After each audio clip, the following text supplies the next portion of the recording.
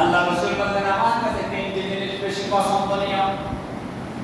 الدنيا كلها متاع وخير المتاع المرأة الصالحة। আল্লাহ রাসূল বলেন আমার কাছে তিনটি জিনিস বেশি প্রিয়। একটা হলো ওই নামাজ যেই নামাজে আমার চক্ষু শীতল হয়, ওই নামাজ যেই নামাজে আমার অন্তর প্রশান্তি আসে, যেই নামাজ পড়লে আমার অন্তরে প্রশান্তি আসে, সালাতুল খুশু এবং খুশু আসে, যে নামাজ পড়তে আত্মতৃপ্তি আসে, ওই নামাজ আমার পছন্দ নেই।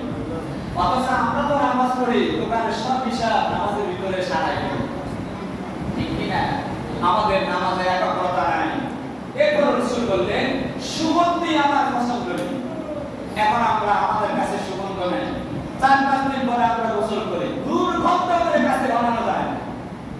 আসলে এরকম সুগন্ধি আল্লাহ রাসূল বললেন গোসল করবে, সুগন্ধি ব্যবহার করবে। মসজিদে আসছেন সবাই আতর ব্যবহার করছেন তো, আমি আতর ব্যবহার করে এসেছি। গোসল করবে, পবিত্রতা অর্জন করবে। এরপর আল্লাহ রাসূল বললেন সতী নারী হলো আমার 3 নম্বর পছন্দনীয় জিনিস। তাহলে বউ হিসাবে, স্ত্রী হিসাবে ইসলাম নারীর অধিকার দিছে কি দেয় নাই? দিছে কি না?